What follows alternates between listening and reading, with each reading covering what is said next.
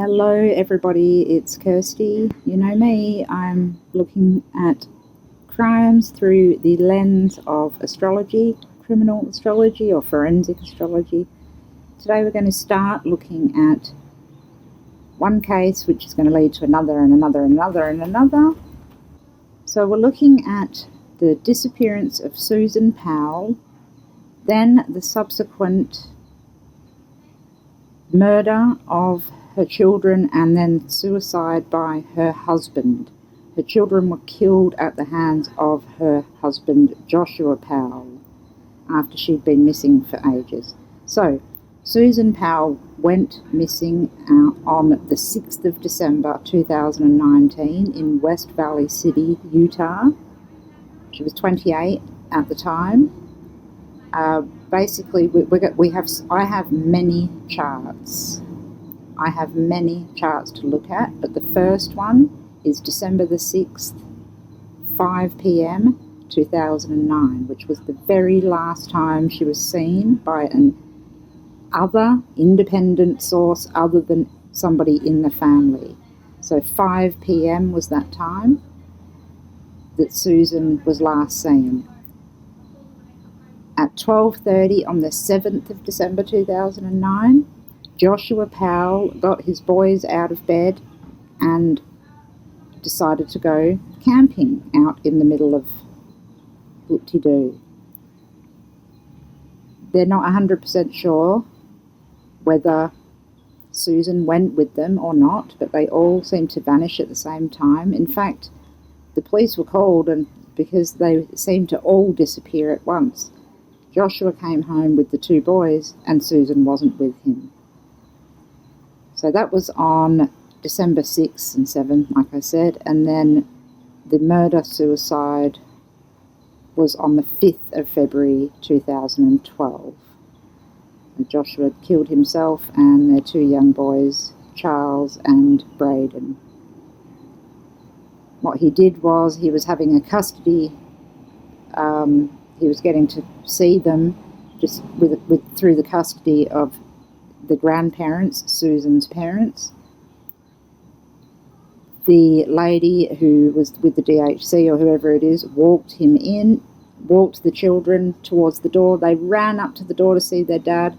The dad, Joshua, slammed the door behind them. She could smell petrol. She could hear screaming. This is quite graphic, I apologise. Please don't listen if you don't want to hear. He hacked at the boys and then blew up the house with them in it, with the lady that dropped them off out the front on the phone to 911. It is such a disturbing case. Susan has never been found, even to this day, but just a couple of months ago, Susan's parents were awarded $98 million because of the wrongdoing of the state against the children, leaving them to see their father, who ultimately killed them. What we're going to do is have a look at a bunch of charts, starting with Susan's disappearance, to see if we can see where she may be.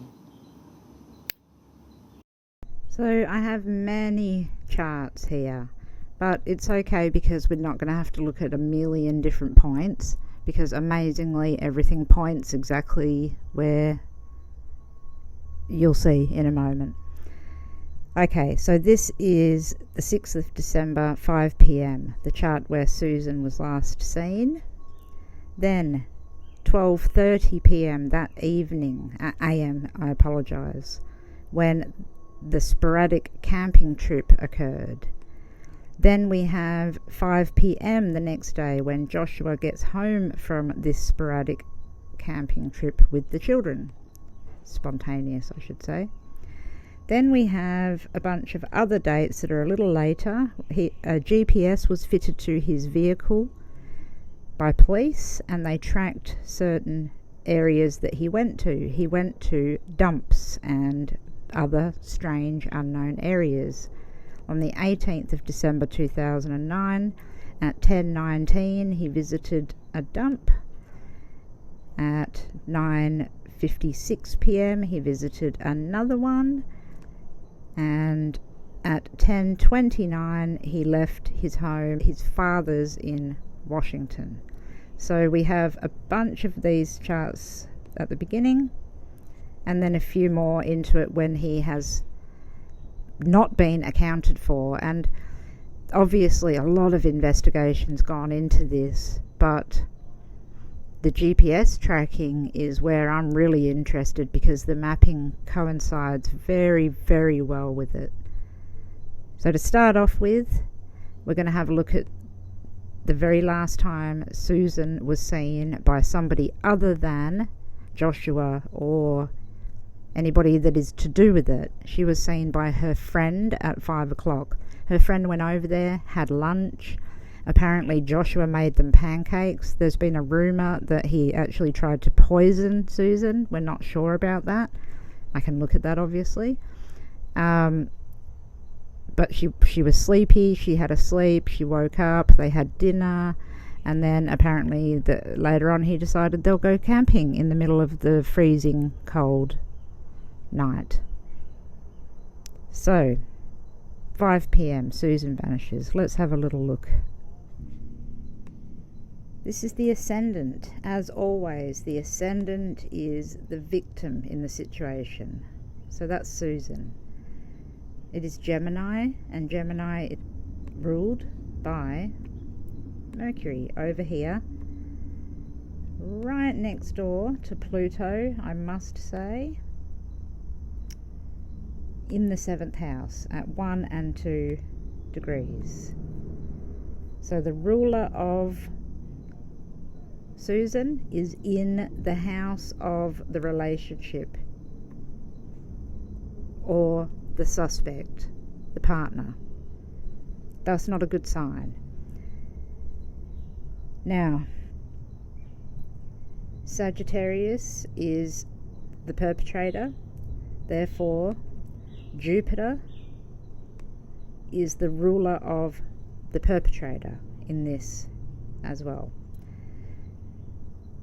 So first off, we see, do we have an aspect between Mercury and Jupiter? Look at Mercury here and Jupiter. No, there's no aspect there. But that doesn't mean they don't know each other. So there's no relationship between these two ruling planets, but that's by the by. We know, I know, and I think everybody knows, that Joshua is responsible for what happened to Susan. So there's no connection between those two, but let us see.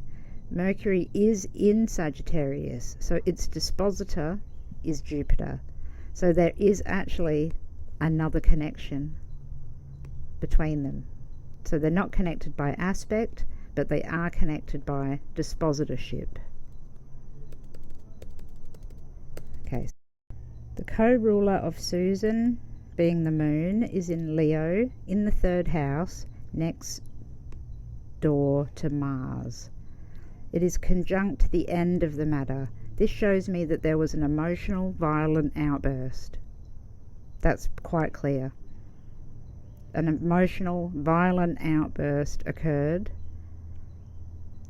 Joshua was in a rage. And this wouldn't have been long after the 5 p.m. Well, he was angry at that time. We have the moon at 18 degrees and Mars at 18 degrees. They're on top of each other. Angry Leo Mars is right on top of Susan there, in the 3rd house, which is arguments. So they're fighting. Now, the end of the matter being in Leo at 21. Oops. I want to look for other 21 degrees so we can see what aspects are going on here. We have a look up here, and we've got Chiron and Jupiter at 21 degrees opposing this IC here. So we've got some heavy afflictions going on with the angles. The Sun is on the DC, Pluto's on an angle, Mercury's on an angle. So all of the ruling planets are on angles. And then Jupiter and Chiron is tightly conjunct to the MC.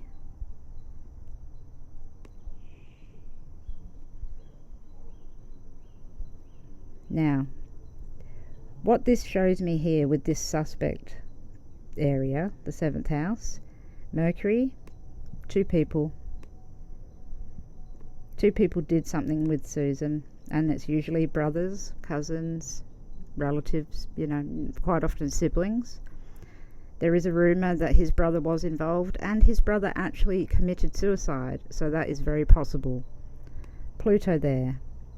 Unfortunately, I see it adds a sexual element to me, and if anybody does know the case, it goes very deep and horrible into another scenario where Joshua's own father, Steve Powell, was trying to profess his love, stealing Susan's underwear, doing all sorts of horrible things to Susan, his own daughter-in-law. So poor Susan was inundated by this Powell family that were just, not good.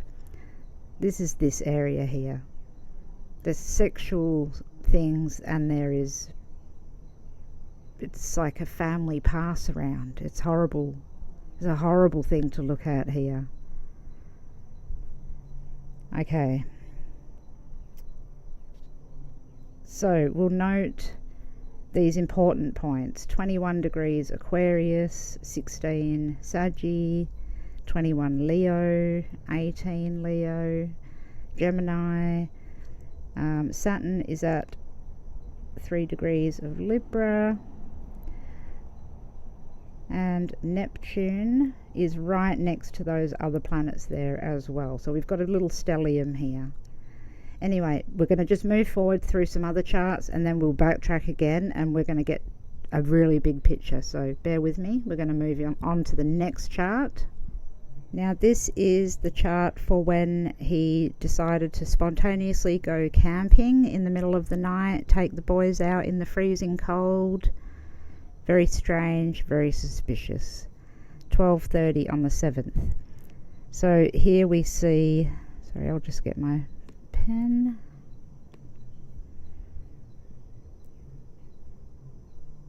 So it's moved on a little bit from before. Now we have that Aquarius stellium there on the 6th house cusp, which is not a good position for all that there. The perpetrator is now ruled by Pisces, which is once again Jupiter. The victim, Susan, is ruled by Virgo, a different sign, but once again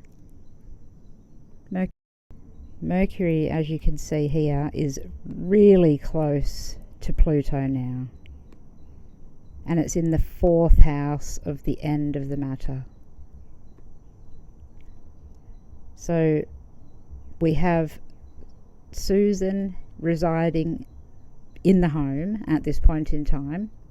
It's horrible actually to look at, it really is. The sun is trailing behind on the IC as well, on the end of the matter, and then Venus behind. Saturn is now in the 1st house. That's her body. It brings her closer to her death, pretty much.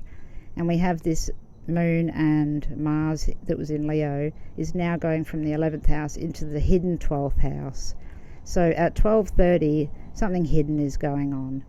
She herself is moved into the 12th house. The degrees are getting higher.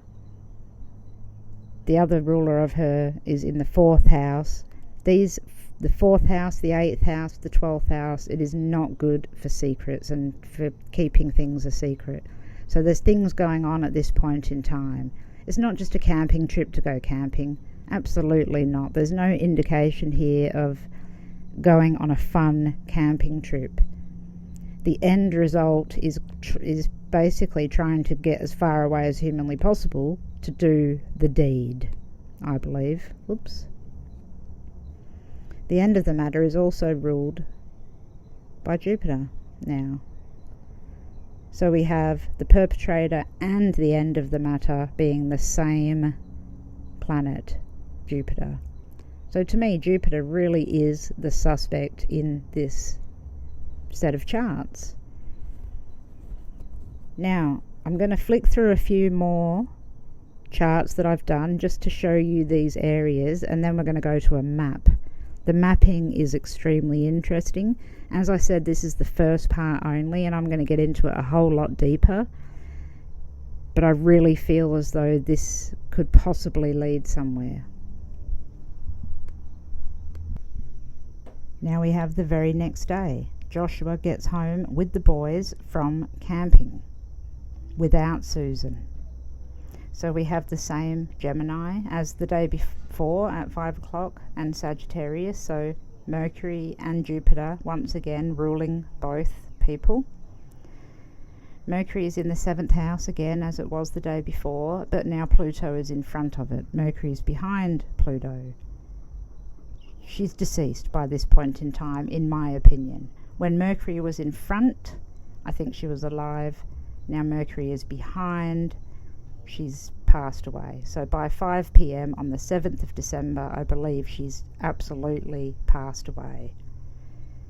Now, what we also have is the moon. The moon here at 2 degrees of Virgo. That is Susan as well. It's moved quite far away from Mars now. It's not in conjunction. So they're separated. She's by herself in the 4th house of the end of the matter. There's no arguing anymore because there's nobody to argue with. Now, as you'll see, this MC area that has the ruler of the perpetrator, Jupiter, in the middle of it, is now going from the 9th house over the MC to the 10th house. Neptune becoming more close to the MC. This is interesting because Neptune does represent poisoning, and I actually have a feeling that there's a chance that he possibly did try and do something to her with her food. Nonetheless, this was 5 p.m. the next day, so by this time I do believe she's deceased. And where has he been the entire time? Personally, I think that he put her in a place before this time, during the day. But then I think a little later on, once the investigation started to heat up a little bit and things were going on, I believe he decided to move her. Okay, we'll have a look at some more charts, and then we're going to have a look at the map and see how it coincides with all. Now here is when Joshua decided to take some trips to the dumps. Now I have some information here.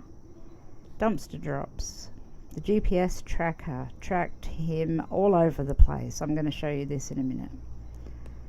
Thankfully we've got some maps and lots of information to go by, which is great. So yeah, in Friday, December the 18th, 2009, he went to a bank, obtained the last paycheck that his wife would have received. Then later on he went and visited a pair of dumpsters, then took his sons to his father's house, and then the next day went to roughly the same area, went between Tremonton and Snowville, hung around the I-84 in Idaho, I believe that is. I'll show you when I get to the map. But as we can see here, we've got all sorts of times and areas. So that's what I have pulled up here. 9:56, he went to the first dump. 10:19, he went to the next one. 10:29, he left to go to his father's. So what do we see here? At 9:56, the first dump. He is once again Pisces ruled. Pisces is Neptune and Jupiter. 23 and 24. Oops, that's a terrible looking circle.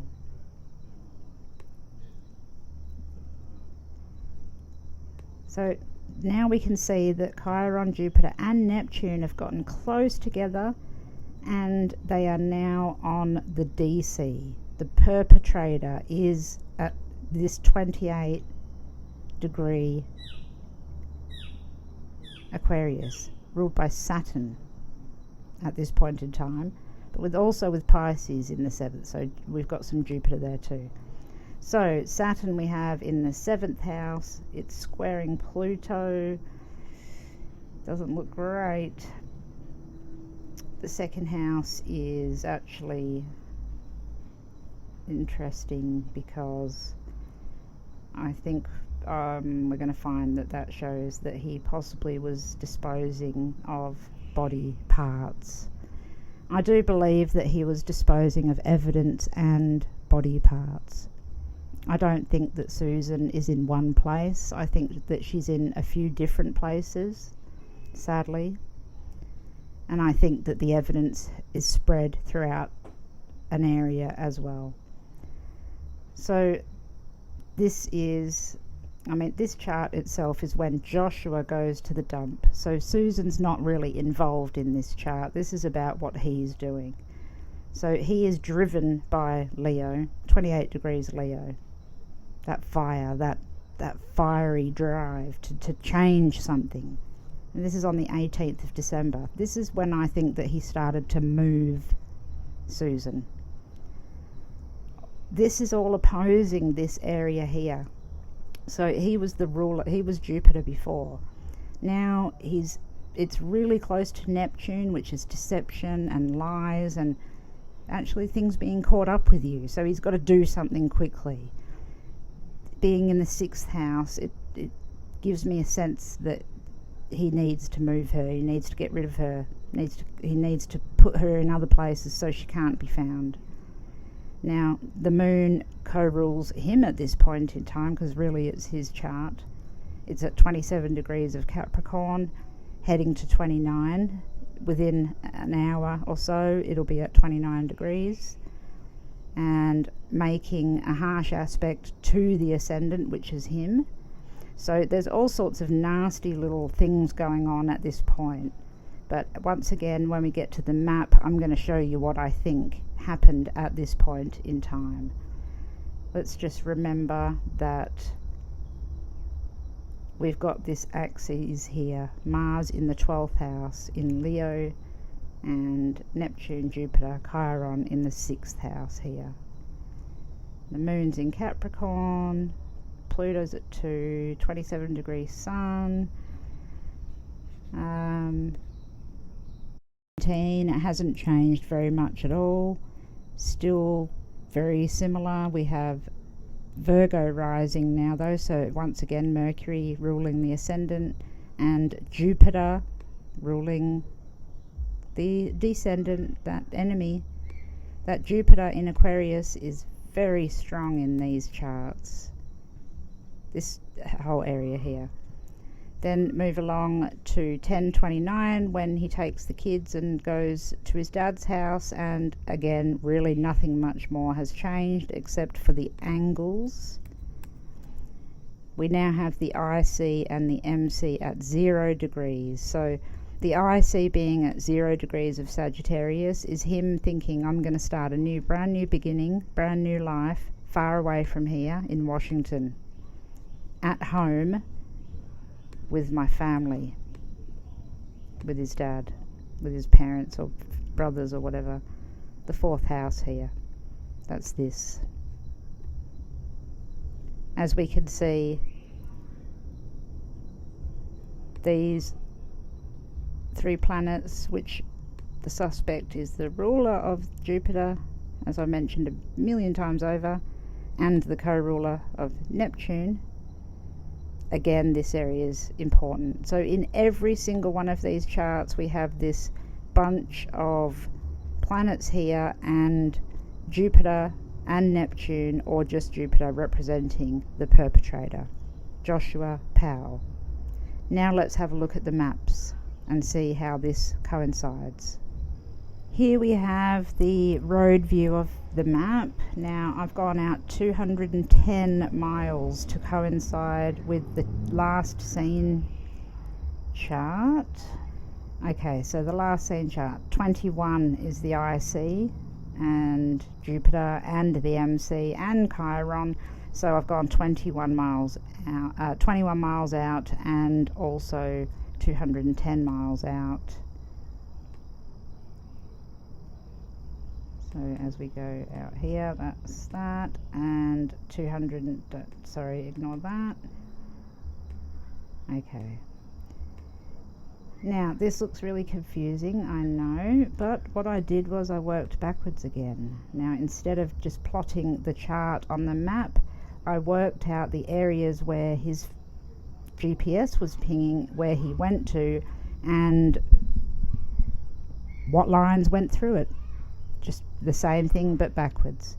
So this is the house that they shared, and where went from most places to most places from. These areas are dumpsters, that he went to. This is apparently the area where they went camping, way down there. And, oops, daisy. Up here is where the GPS was pinging and showing that he was all over the place. So I know this looks a little confusing, but we have the 184, the interstate area. I'll zoom in a minute. Then we have a random unknown stopping place. Then we have the place where he stopped, which was right near a canal, and I'll zoom in there, get rid of this. Oops.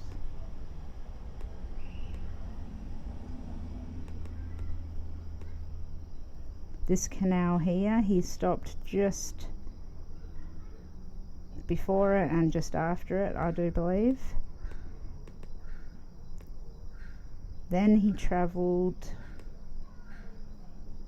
over, get this right. So here, here, to here, to here, and then up. This is an area that I'd like to show you, and I will.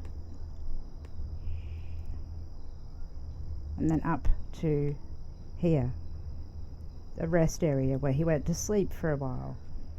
So we have this bunch of areas that anybody that does know the case would be familiar with. It's along the I-84. Now there's an area of interest between this number 1 and number 2 as well, between Burleigh and Twin Falls.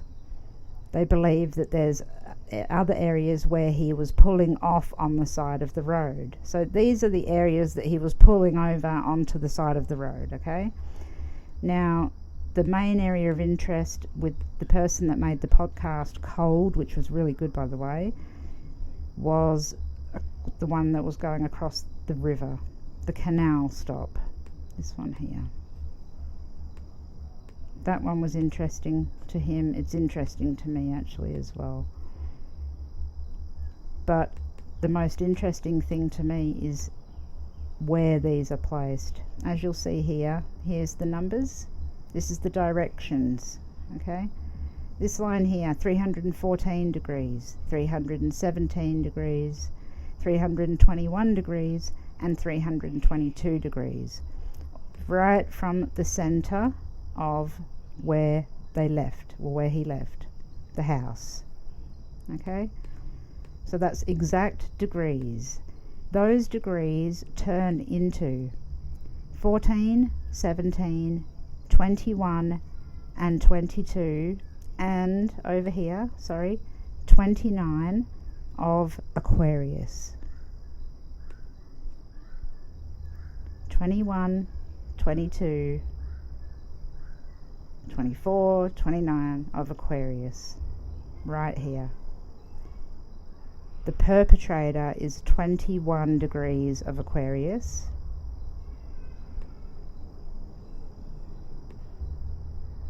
This line is 21 degrees of Aquarius, and it goes straight to the canal.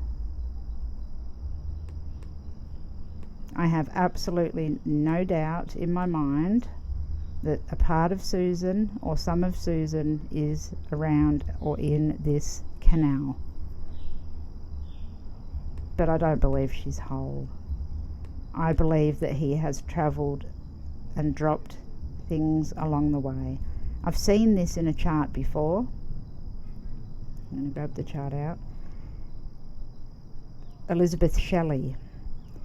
She had a conjunction of planets that was ruling the suspect, and her moon was in there as well. And each one pointed to each piece of evidence and then her deceased body. This to me looks very much the same. This entire area here,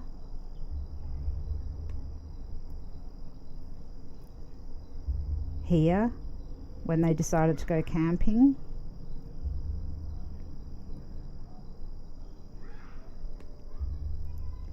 here when he goes to the dump, here when he leaves to go to his father's house, here when he goes to a different dump. There are so many repetitive indicators on angles and other areas that show really, really clearly that this 22, 23, 24 degree of Aquarius is extremely pivotal between here and here. So they've said there's more information, or possibly he's gone between these 1 and 2. I do believe that, this is an area that he's gone to. It's a little bit further than 2, but it's still classified as Twin Falls, I think. Falls City. I would be very interested in this intersection. Whatever this is, I do not know what it is. But the line goes. So, apart from those areas that we know he stopped at, this is where the line runs through as well. It goes across the 84, but also through the 93. So off, I don't know American roads very well, off the 93 exit and then onto 84 possibly. But this whole little area here, 93, 84, is interesting. Then we have Crossroads Point, just sort of skirts alongside the 84th, which is obviously exactly where he went to. Oh, that's going too far out. Up here, sorry. So, you know, he's gone from all the way down there, along, up into Idaho. I have no doubt at all that she's in Idaho, southern Idaho here. He's crossed the border, obviously, from Utah into Idaho. I think he thought he was pretty smart. Now, I believe that these areas here were for weapons. The local dumpsters were for weapons. We're going to have a look at this.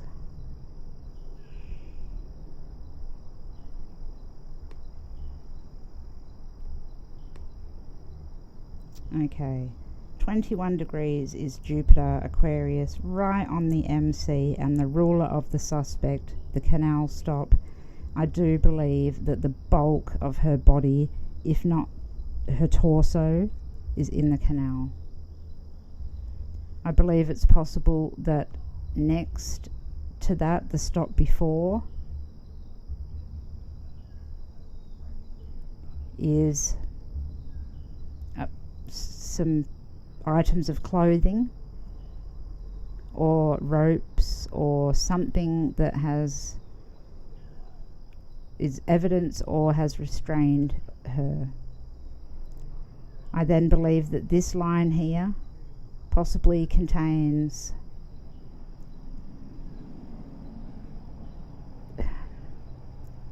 possibly other body parts. These two lines here going up here. So I think we have basically what appears to be a combination of clothes, weapons, evidence, a torso, and I actually believe that possibly over this way it could be her head, more near Burley. I hate saying that, but I don't believe that her head is with her body. And I've seen this a few times, like I've said, and when it's so specific, matches with the chart and matches with something like a GPS. You know, there's something in this. Now, I don't know what the police have missed, but they obviously haven't found some things. But I do believe that there is some evidence out around this area.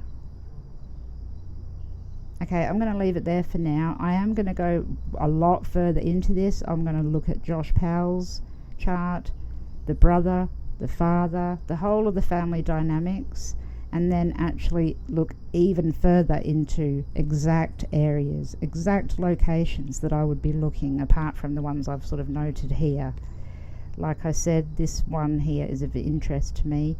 If anybody wants to know where that is in particular exactly, please send me an email or contact me through the website and I can give you the details. I don't want to put it out there for just anybody, although if you rewind it, I'm sure you can see where it is anyway. Okay guys, thanks for watching part 1. Bye.